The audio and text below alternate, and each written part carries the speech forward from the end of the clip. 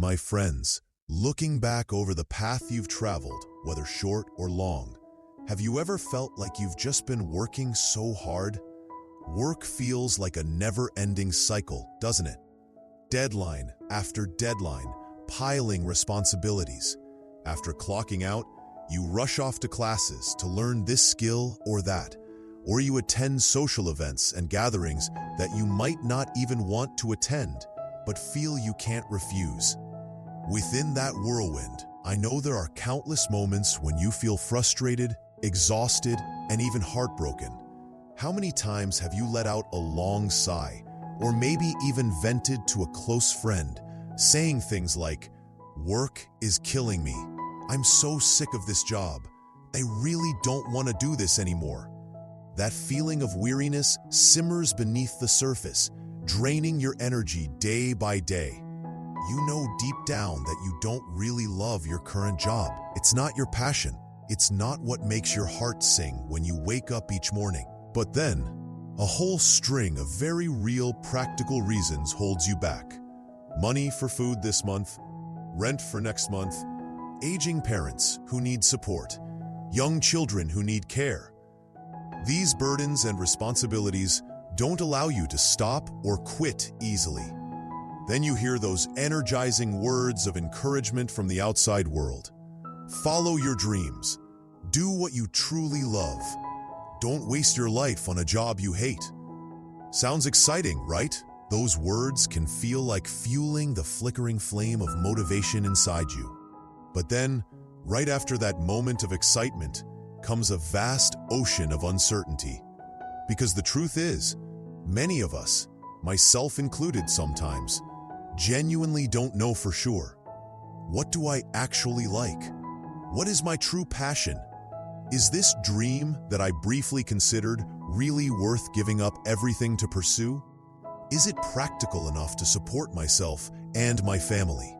And so, we face the job we don't really like again.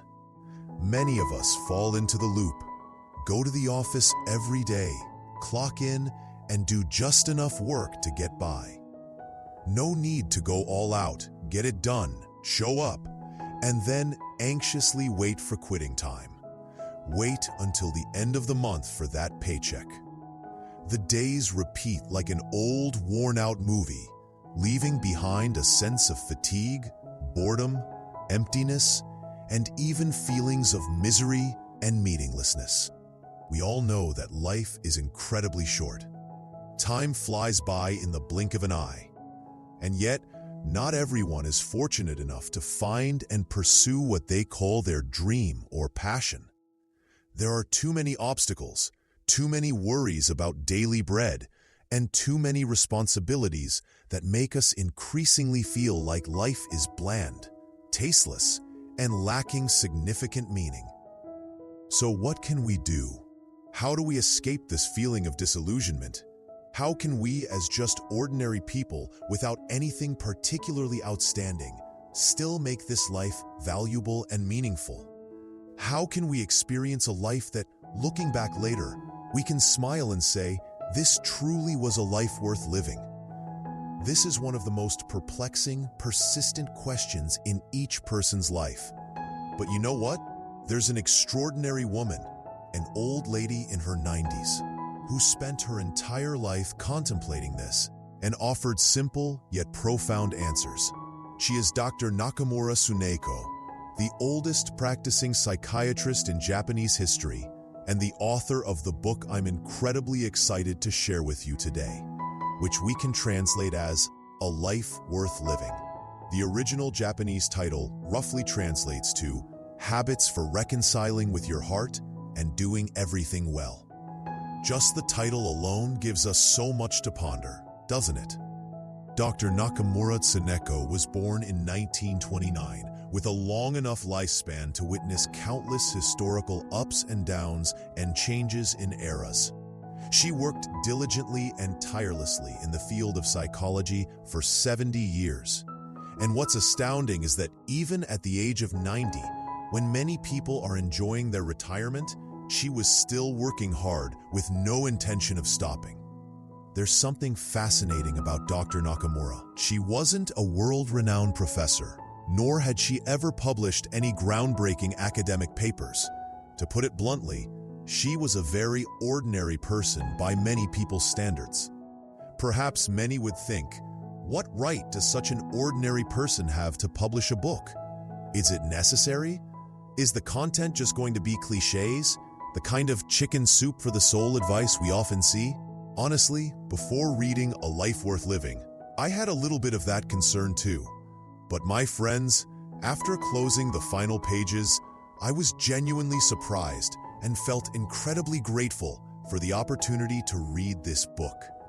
I realized I could learn countless profound, practical, and highly applicable life philosophies from Dr. Nakamura. An older woman who lived through the smoke of war, witnessed dramatic societal shifts, interacted with all sorts of people, and encountered all kinds of suffering and joy throughout her 90-plus years. She possessed a penetrating, calm perspective on everything in life. Yet strangely, she was always filled with fresh energy, an astonishing optimism. So much so that in the end, she could smile and say, "Living until death, I have no regrets." A Life Worth Living isn't a grandiose book, nor does it present complex theories. It's like a small, beautiful philosophical guide, a handbook on how to live, distilled by Dr. Nakamura from her rich 90 years of life experience. The book offers sincere, simple, yet deeply resonant advice on work, relationships, and true happiness. It acts like a companion, guiding you through difficult periods and the winding paths of life. And ultimately, it helps you realize an important truth. Regardless of your circumstances, regardless of who you are, you can absolutely live a life worth living, a life of real value. So let's embark on this journey together with BookSmart Insights to explore the precious lessons from a life worth living. Let's start with a topic that's very close to home and probably a source of anxiety for many: work. An old saying is roughly, "People die for wealth, birds die for food." This somewhat reflects the harsh reality of life. But is the attitude of working for money really as shameful or negative as we often think? According to Dr. Nakamura, the answer largely depends on how we think about and perceive the issue. Let's listen to her own story. Dr. Nakamura was born in a poor rural area of Japan and is part of a family with 5 siblings. Her father was an ordinary elementary school teacher, whose meager salary could hardly support such a large family. Back then, like many families in her village, the mindset of favoring sons over daughters was still very strong. Affection, priority, and educational opportunities were always reserved for the boys. As a girl, she had almost no right to choose her own future. At the age of 16, the prime of a young woman's life, Dr. Nakamura faced only 2 paths laid out by society and her family. Either get married and settle down as a wife and mother, or become self-reliant and go out to earn a living. Sounds harsh, doesn't it? Right at that moment, an unexpected opportunity arose. Post-war Japan was facing a severe shortage of psychiatrists. An uncle of hers, who had opened a clinic in the bustling city of Osaka, offered that if any of his nieces or nephews wanted to become a doctor, he would cover all the educational expenses. For the young Nakamura at that time, this felt like a lifeline. It was a chance to get an education, escape early manual labor, and have a path other than marriage. She didn't even think about whether she liked medicine or had a passion for psychology. Simply put, it was the best opportunity life presented her at that moment, and she couldn't refuse it. So the young woman left her hometown, packed her bags, and went to Osaka. She studied hard, passed the university entrance exams, completed her studies, and eventually became a psychiatrist. Through her story, we clearly see one thing. Her choice of becoming a doctor didn't stem from interest or burning passion. It came from a very practical, even somewhat passive, decision to seize the only opportunity that could help her change her life. Naturally, because she didn't truly love this profession from the heart, her early years in practice were filled with conflict and suffering. She had to keep working day after day to earn money to support herself and later her family. She also didn't know what else she could do if she wasn't a doctor. Her inner self was constantly torn. Meanwhile, the lives of her two younger brothers seemed much smoother, much easier. They received financial support from their parents, were prioritized for education, got to do jobs they seemed to enjoy more, and earned higher salaries than she did. Faced with these two different kinds of destinies, Dr. Nakamura couldn't help but feel resentful and sorry for herself, yet also completely powerless. Her circumstances didn't allow her any other choice. Perhaps many of us see ourselves reflected in her story, right?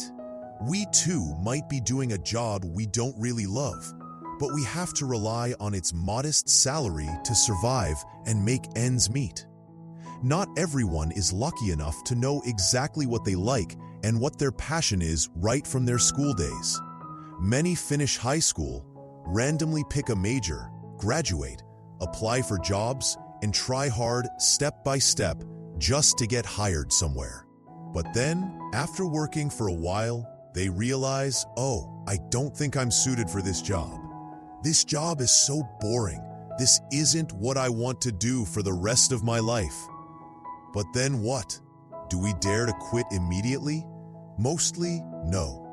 We have so many responsibilities and so many worries, and so we continue with a heavy heart.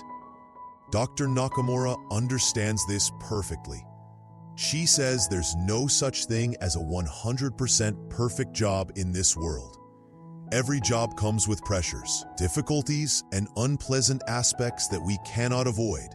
Maybe to win a contract, you have to force smiles, bow your head, nod along, and try your best to deal with difficult, even unreasonable clients. To have a stable job, you have to squeeze onto crowded buses during rush hour every morning, regardless of the scorching sun or pouring rain. You don't dare take a day off, even when you're feeling sick and tired, for fear of salary deductions or affecting the team's work. Every job has its downsides, parts that make us unhappy and tired. That's the truth. However, Dr. Nakamura realized an interesting thing. Sometimes, when people are pushed into a situation with no other choice, they might suddenly feel a sense of relief. After a long period of struggling with internal conflicts, Dr. Nakamura had an epiphany. She realized that constantly thinking things like, why do I have to do this job? What meaning does this job have for me? I'm wasting my life on something I don't like, which only leads to more frustration and suffering. So, instead of tormenting herself like that, why not decisively change her way of thinking? Tell herself clearly and firmly, I am just working to earn money to support myself and my family. That's it. That sounds a bit blunt and pragmatic, right? But Dr. Nakamura insists that working for money is not a bad thing. It's completely natural, and it's the fundamental nature of work. Throughout her 70-plus years as a psychological counselor, she listened to countless complaints from her patients. They were bored, tired, and exhausted by their current jobs. But she realized the root of their suffering often came from misunderstanding the true nature of work from the beginning. They placed too many expectations and too much burden of meaning onto their jobs. She said, no matter what the job is, people work to live. In other words, the core and primary purpose of work is to support oneself and one's family. We spend more than half our lives working. If we constantly hold excessively high expectations for our work, that it must provide a good income, align with our passion, bring fame, status, recognition, and be enjoyable and comfortable all the time, then We will very easily feel disappointed, anxious, and dissatisfied when reality doesn't meet those expectations. When we become bound by things like high salaries, good positions, prestigious reputations, and recognition from others, we become blinded. We become overly concerned with the opinions, tone of voice, and gazes of our bosses, colleagues, and clients. We become hypersensitive to anything that makes us uncomfortable, to any adversity encountered during work. Gradually, these very concerns suffocate us, exhaust us. If this state persists for decades, sooner or later, we will be eroded by work, submerged in a sea of suffering and fatigue. Therefore, Dr. Nakamura's advice is, don't place too many expectations on your work. Whether you're a fresh new employee, just starting out, or someone who's been working for many years, don't overthink the tasks your boss assigns you. View them as tasks that need to be completed, and try your best to do them well, first and foremost. When you frown and start thinking, "This job isn't suitable for me, I don't like doing this," or "This is meaningless," then no matter who you are, those negative thoughts will only increase your anxiety, your dissatisfaction, and make you feel even less like continuing. Instead, try adopting a different mindset. Whatever task you encounter, just give it a try first. Don't rush to refuse. Don't rush to judge or give up. See it as an opportunity to practice your skills, challenge yourself, and learn something new. Even if you can't love the job, at least try to remove the thought, "I hate this job," from your mind. Accept it as a part of life and try to do your best within your capabilities. Look back at Dr. Nakamura's own working life. Even at the age of 88, she was still working 6 days a week, busy every day with appointments and consultations. Many people looking at her would think, she must really love her job. But the truth isn't entirely like that. She shared that in her 20s, she worked simply to support herself. After getting married and having children, work became the foundation for building a family life, the main source of income to provide for her children. Therefore, she was determined to keep working, even when she sometimes felt tired or unhappy. She went through decades with that mindset, accepting work as an inevitable part of life and working steadily day after day. Gradually, work became an indispensable part of her life. It allowed her to gently follow the flow, letting life unfold in its own way. For her, thoughts like, "I'm so tired because I haven't found a suitable job," were completely unnecessary and only caused more distress, because she believed that in a person's life, the probability of finding a job that you are both passionate about, provides a good income, and suits your circumstances is like the probability of winning the lottery jackpot, meaning very rare. Therefore, instead of constantly worrying and tormenting yourself, thinking, "Oh, I still haven't found my ideal job," it's better to focus on diligently doing the current job well first. Take it seriously and be responsible. Who knows? Maybe in the process of working hard, you'll discover interesting aspects of the job you hadn't noticed before. Or perhaps the effort you put into your current job will open up new opportunities, leading you to a more suitable job in the future? Who can tell? So, the first key point to having a worthwhile life, according to Dr. Nakamura, is changing your attitude towards work. Accept that working for money is normal. Reduce your expectations of your job. Focus on doing well what needs to be done in the present. That's the first step to reconciling with your heart and doing everything well. After somewhat reconciling with our work, the next step on the journey to finding a life worth living, according to Dr. Nakamura, is that we need to learn how to discard the unnecessary baggage that weighs heavily on our shoulders. This baggage makes our steps heavier, more difficult, and much more tiring on the path of life. So what is this unnecessary baggage? Dr. Nakamura points it out very clearly. It's expectation. The first piece of baggage to discard is excessive expectations of ourselves. Do you often tell yourself, if others can do it, I must be able to do it too? I have to succeed to make my parents proud. I must achieve this position, this salary. These self-imposed pressures might seem like motivation to strive, but in reality, they harbor many dangers. Dr. Nakamura believes that the underlying reason we push ourselves so hard, sometimes to the point of exhaustion, to meet these often very high expectations we set for ourselves is because we admire someone else's life or constantly compare ourselves to others. We see the success of friends, colleagues, and celebrities on social media. Then we feel inadequate, like we have to try harder to be like them or even surpass them. When we're young, setting expectations and goals as motivation to work harder isn't entirely bad.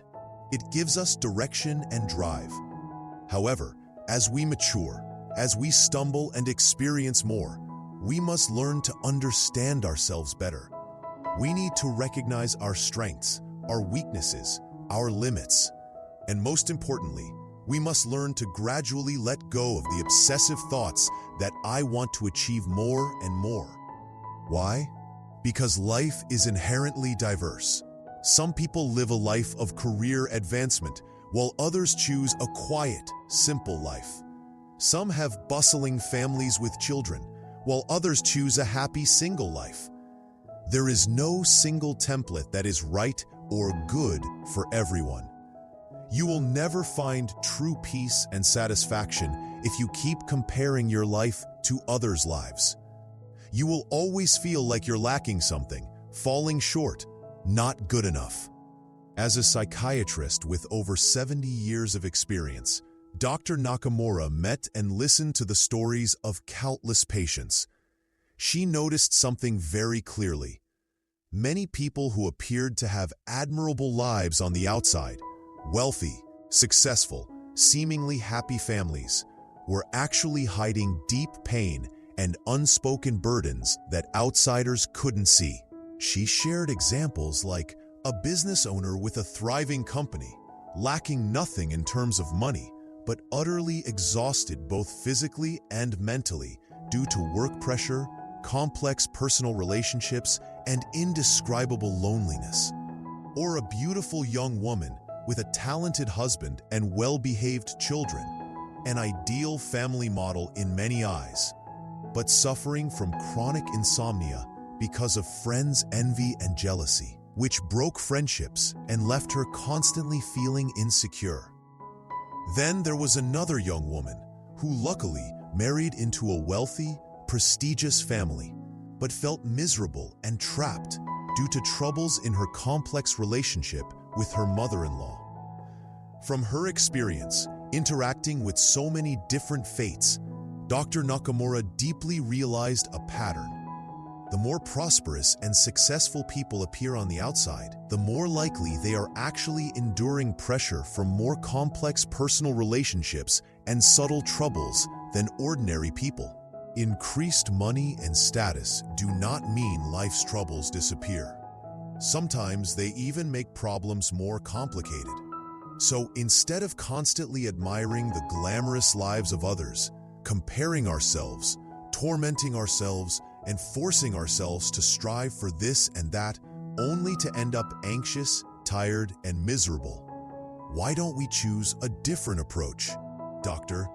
Nakamura advises that it's better to learn to accept our current circumstances and optimistically step forward at our own pace. Dr. Nakamura strongly believed that others have their lives and you have your own trajectory.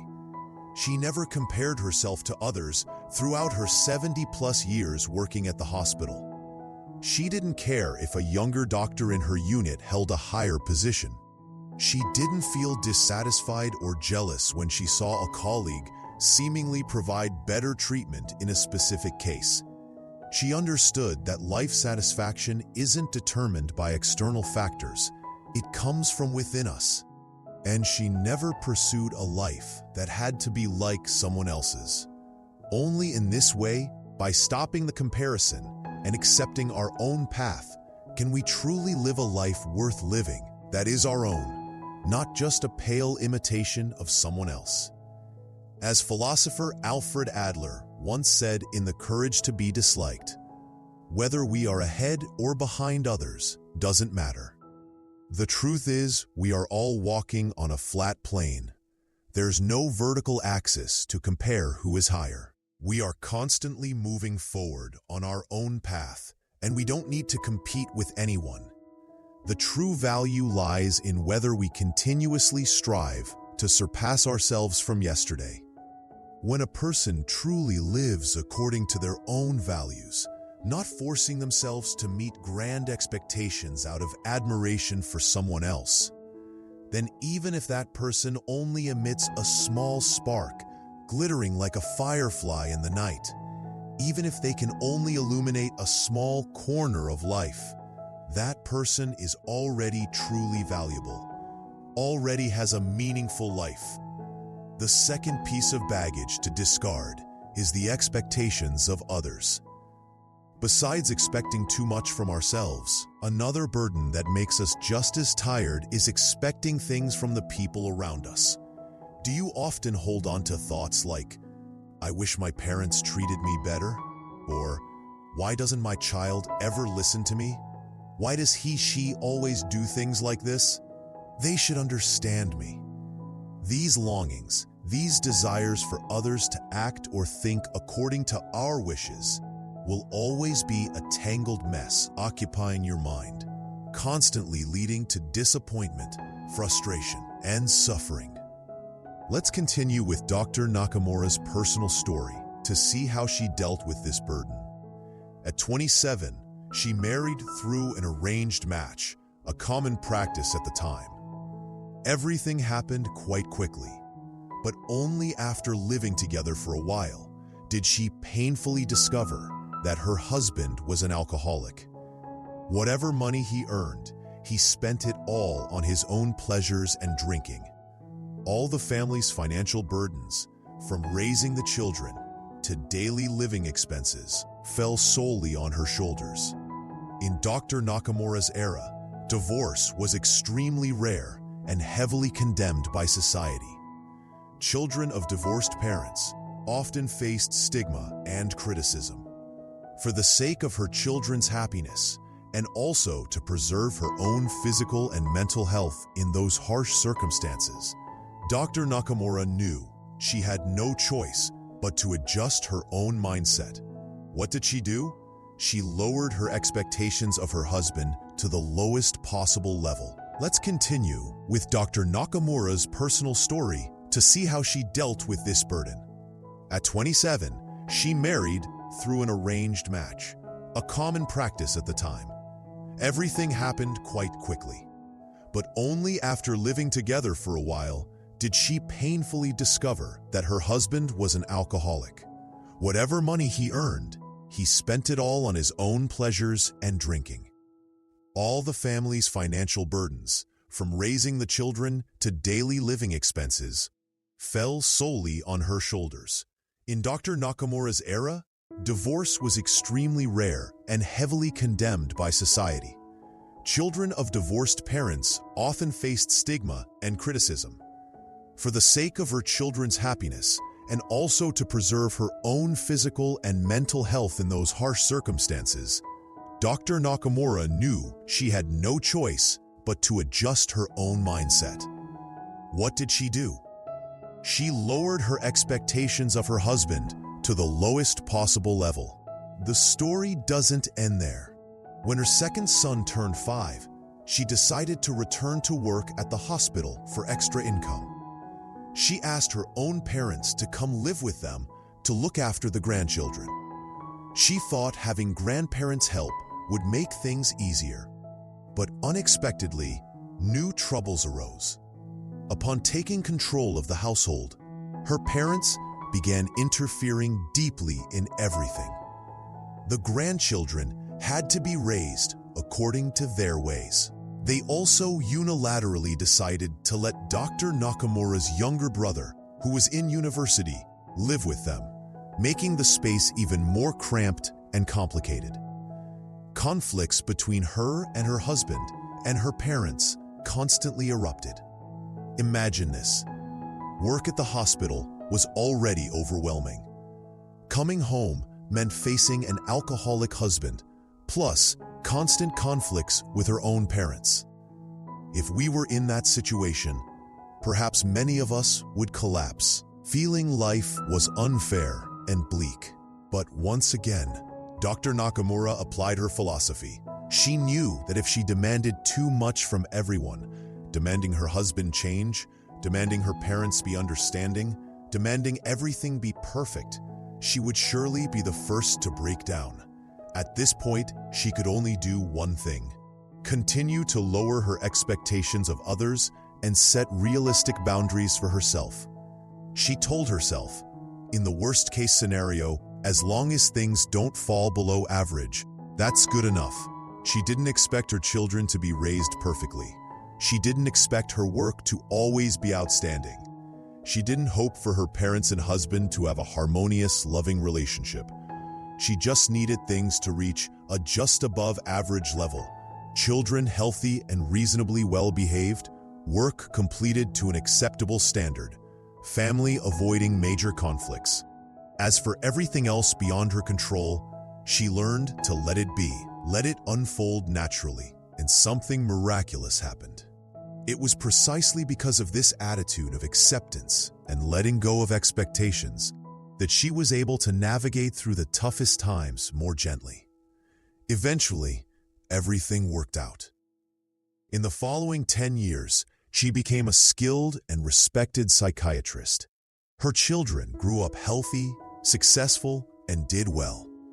Later, when her children were all married and had their own kids, her husband, as he grew older, became much gentler in temperament and also became a good grandfather who loved his grandchildren.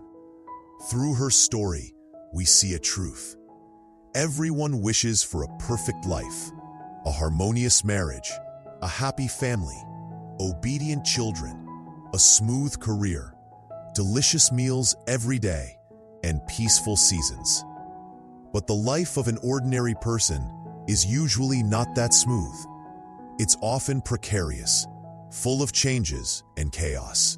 Faced with that reality, trying hard to fight against it and change others according to our will usually only brings more frustration and failure. According to Dr. Nakamura, the best way is to learn to let things flow along by lowering the expectations of others. Don't make things difficult for yourself, and don't force those around you to live according to your desires. She mentioned an interesting psychological principle.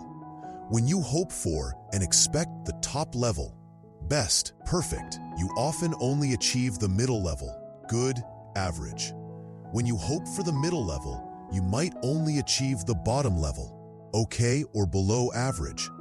And if you only hope for the bottom level, you might end up achieving nothing at all. And when expectations aren't met, greed, anger, and delusion arise, causing suffering. Therefore, stopping excessive hoping, reducing unrealistic expectations, and not fantasizing that everyone and everything will happen exactly as you wish. That is the wisdom for living a worthwhile life, a life of peace and less suffering. So how can we easily discard these two burdens called expectations? Dr. Nakamura suggests a very interesting approach. To truly let go of unnecessary expectations of ourselves and others. Dr. Nakamura believed one of the most effective ways is to learn to live with low desire and embrace solitude as a natural part of life. Sounds a bit negative, right? Low desire and solitude? But hold your judgment. Let's delve deeper into her meaning. Living with low desire here doesn't mean living without ambition, being passive, or not trying. Instead, It means not blindly pursuing things beyond the basic and realistic needs of life. Dr. Nakamura herself was a living example of this philosophy. She dressed neatly and politely, but simply.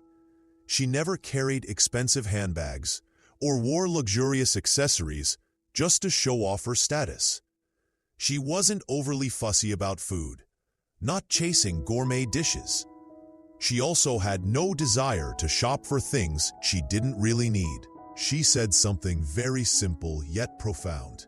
If you and your family are healthy, full of energy, and you have a close friend to talk to, then you don't need anything more luxurious. When we reduce our desires for material possessions, fame, and external validation, we automatically lessen the burden of having to strive to attain those things. We compare ourselves less to others based on who has more or who is more successful. We feel much lighter and freer. Hand in hand with living with low desire is the ability to embrace solitude. After so many years of life, Dr. Nakamura understood the truth. In this world, there is no environment, no person that can satisfy you 100% all the time, everywhere. Even if you are lucky enough to find a job that you initially consider ideal, after working there for a while, there will surely be things that make you feel bored or dissatisfied. Or even if you marry someone you initially thought was perfect, the happiest choice, later in life together, there will undoubtedly be things about your partner that you find difficult to accept. That's unavoidable. The reality is, whether it's parents, family, close friends, or a deeply loved partner, others cannot always care for us, understand us, and be there for us. Even a child you love dearly, pouring your heart into raising, will eventually become independent, have their own life, and leave your side as they grow up. Even someone you once loved with all your heart might leave you for some reason. So, for all the people we meet in this world, the relationships we want to hold on to, the best way to find harmony and maintain peace for ourselves, according to Dr. Nakamura, is to learn. Rejoice when they come. Let go when they leave. Cherish the moments you have together, but don't suffer too much or torment yourself when it's time to part ways. Accepting that solitude is an unavoidable part of the human condition helps us reduce our expectations and demands on others. When you no longer expect someone to always be by your side, always make you happy, and always meet your every need, you will be less hurt when they fail to do so. In the book, 6 Lectures on Solitude by author Jiang Shun, there's a great line. Solitude is the beginning of a complete life. If you have no experience of being alone, you won't know how to get along with others. When you learn to face solitude on your own and find joy and fulfillment from within, you no longer feel the overwhelming need to rely on others for happiness. You become more independent and stronger. Perhaps forcing yourself to discard baggage, to live with low desire, and to embrace solitude might initially make you feel insecure or even scared. We are often accustomed to clinging to expectations, relationships, and external materials to feel valuable and safe. But when you truly practice this and welcome solitude as a friend, you will no longer expect too much from others. When you lessen unnecessary desires, you won't compare yourself to the world anymore. In this way, your life will automatically shed its invisible chains. You will be able to live more freely, more peacefully, and more easily harmonize with yourself and those around you. Once we've learned to let go of unnecessary expectations and live with fewer desires, it becomes easier to practice another important life philosophy emphasized by Dr. Nakamura: relaxing and flowing with the natural current of life and cultivating gratitude. Have you ever watched swimming competitions? We often hear the crowd cheering, "Go! Harder! More power!" People often mistakenly believe that by mobilizing all their strength and tensing up to thrash powerfully in the water, they can fight the water's resistance and quickly reach the finish line. However, fluid dynamics experts have proven the opposite. The more rigidly you exert force, the slower you go. Water is like that.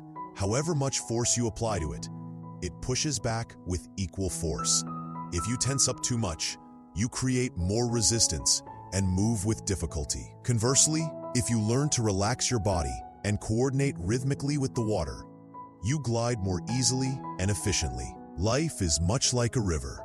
Suppose we constantly try to tense up, fight against what's happening, and control everything according to our will. In that case, we will only feel more tired, stressed, and exhausted. Conversely, if we learn to gently relax, accept, and flow with the current of life, we can move forward more easily. In the book, Life Doesn't Require Too Much Effort, by Japanese author Yuki Takahashi, also a very interesting book, there's a very true quote. There are two most common regrets in life. One is not doing what you could have done. The other is having had to exert too much effort. Effort is necessary for success, but if the effort reaches the level of excessive straining, it becomes counterproductive, causing stress and sucking the joy out of life. When reading A Life Worth Living, you'll see that Dr. Nakamura was a person who lived with a wonderful degree of relaxation. This gentleness, flowing with the current, allowed her to experience over 90 years of life peacefully and meaningfully, despite countless difficulties and adversities. So how can we learn to relax, to gently glide with the flow of life without needing to strain so much, yet still move forward? Besides reducing expectations, as discussed earlier, another key element is cultivating gratitude. One of the most profound quotes that stayed with me from this book is, "Life is a journey that only goes forward, never back. Therefore, be grateful for every sight you see along the way." This isn't just a nice saying. It's a precious life experience distilled by Dr. Nakamura. Learn to be grateful for everything that comes and goes in your life, both the good things and the challenges, the difficulties. When you live with gratitude, your attitude towards everything changes magically. Towards work, no matter how hard or boring the job is, if you look at it with grateful eyes, you'll appreciate every moment more. You'll be thankful that at the very least, this stable job allows you to sustain your life and provides income for you and your family. Instead of complaining, you'll focus on doing your job better. Towards relationships, with gratitude, you become more sensitive to the good things, however small, that others bring into your life. You'll more easily recognize and cherish the warm, flickering lights in life. As author Haruki Murakami wrote, a great quote in the book, "You must remember those who held an umbrella for you in the downpour, those who hugged you quietly in the dark, those who made you laugh, those who talked with you all night. Whether it's someone close or just a passing stranger, remember the help, the encouragement, the kind gestures they offered you. Remember that their presence and contribution, big or small, helped you continue experiencing this life." With gratitude, you'll think less resentfully, competitively, and calculatingly when others ask you for small favors or seem unreasonable at work.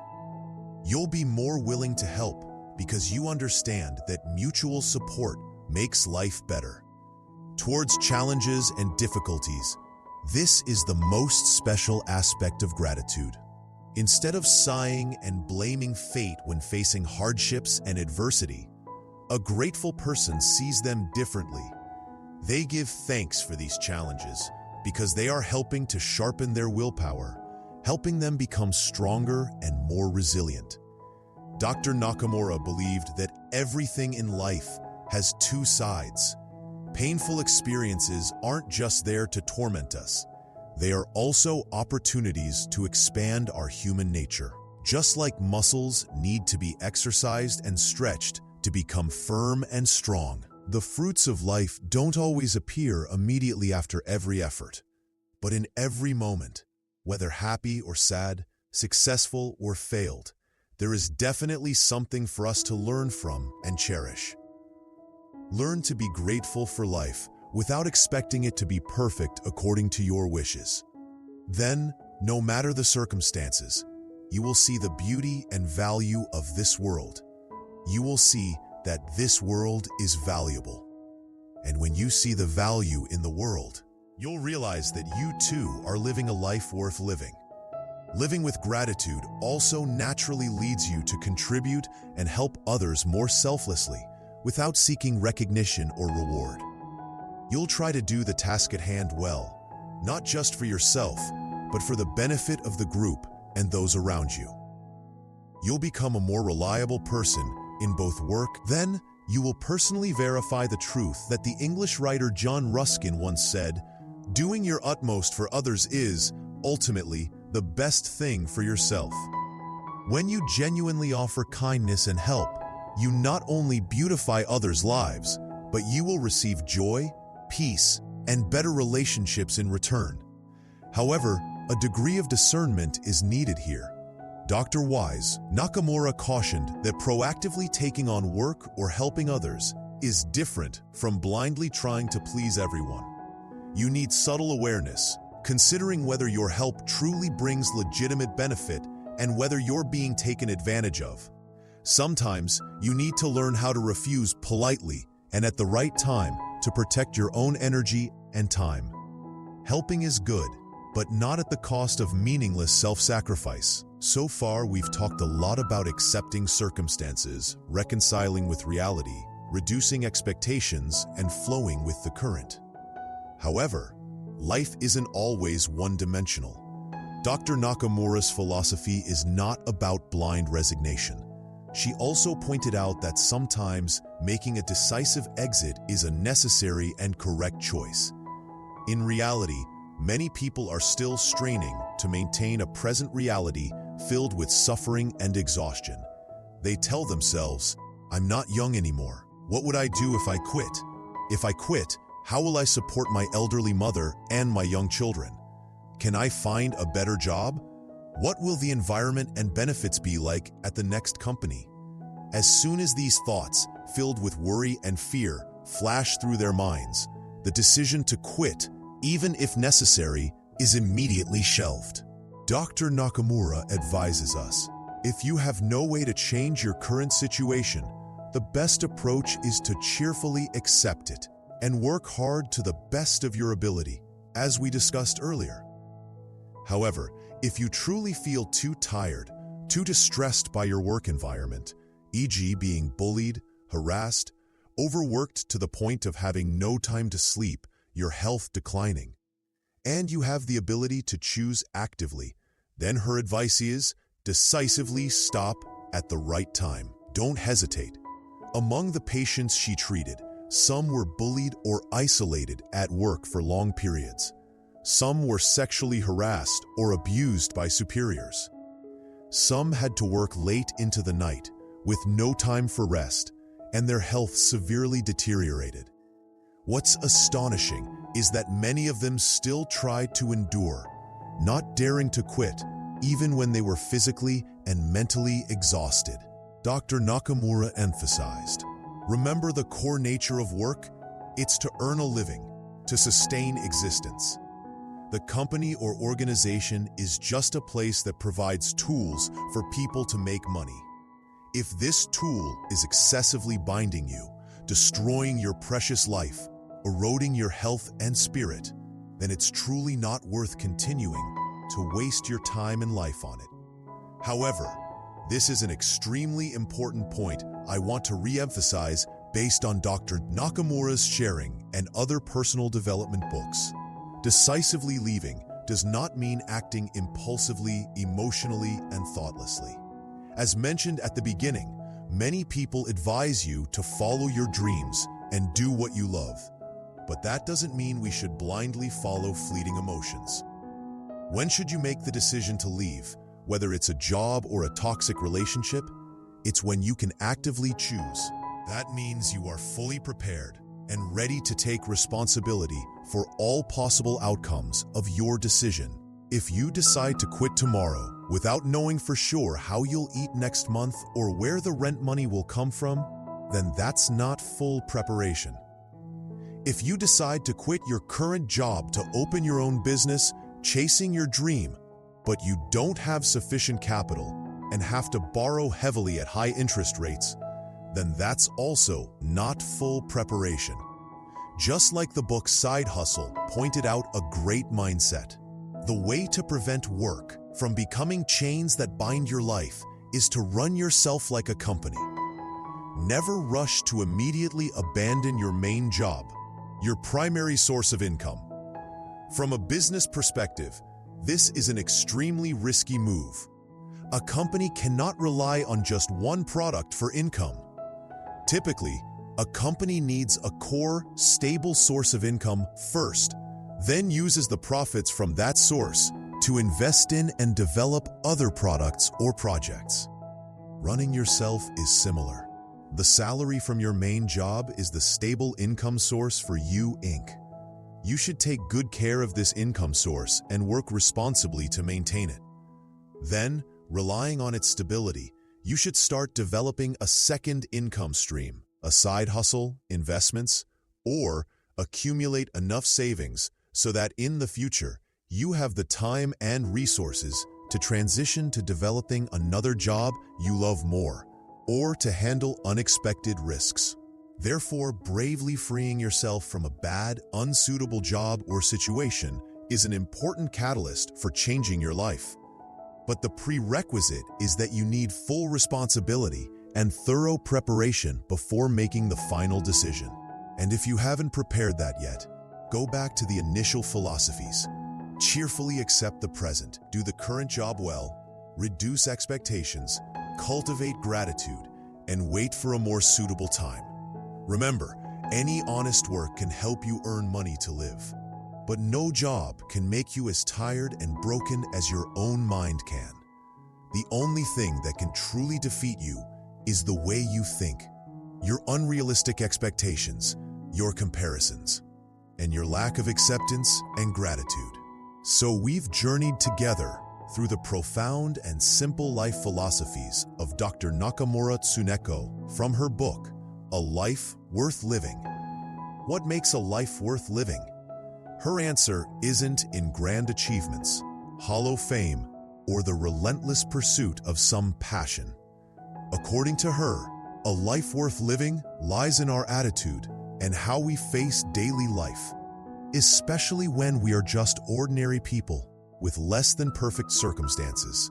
It's a life where you learn to reconcile with work, accept that working for money is natural, and do the current job well with fewer expectations and complaints. Discard unnecessary baggage, reduce excessive expectations of yourself, stop comparing, and others, accept imperfection. Live with low desire and embrace solitude. Find sufficiency in basics, don't chase luxury, and learn to stand strong on your own. Flow with the current. Relax, don't fruitlessly fight reality. Accept what cannot be changed. Cultivate gratitude. Appreciate everything, from work and people to challenges and difficulties. Contribute naturally. Do good work and help others without seeking recognition. Know when to stop, responsibly. Bravely leave toxic environments when prepared. It might sound simple, but practicing these requires understanding and an inner transformation. It demands that we constantly observe our minds, recognize the expectations, judgments, and comparisons that cause us suffering, and then gently let them go. Dr. Nakamura Tsuneko, with her 90 years of life experience, proved that a very ordinary person, facing countless difficulties from war, poverty, complex family issues, and unsatisfying work, can still live a life full of meaning, peace, and no regrets. The secret lies precisely in how she reconciled with her heart and did everything well within her capabilities. with an attitude of acceptance, gratitude, and relaxation. Despite its difficulties, challenges, and things not going our way, this life is inherently valuable. This world is truly worth experiencing, worth living in. And you, whoever you are, whatever your circumstances, you absolutely have the ability to create a life worth living for yourself, starting right now, starting with small changes in your thoughts and attitude. So BookSmart Insights has explored the profound lessons from Dr. Nakamura Tsuneko's A Life Worth Living with you all. I hope these insights have given you new perspectives and inspiration to face life more gently and meaningfully. I personally resonate deeply with these simple yet profound philosophies. They serve as a reminder that happiness and value aren't found somewhere far away, but right here in how we live each day. Now, I'd love to hear your thoughts. Which lesson from the book resonated most with you? Is there anything you feel you can apply immediately to your own life? Or do you have similar experiences or stories you'd like to share? Please don't hesitate to leave a comment below this video.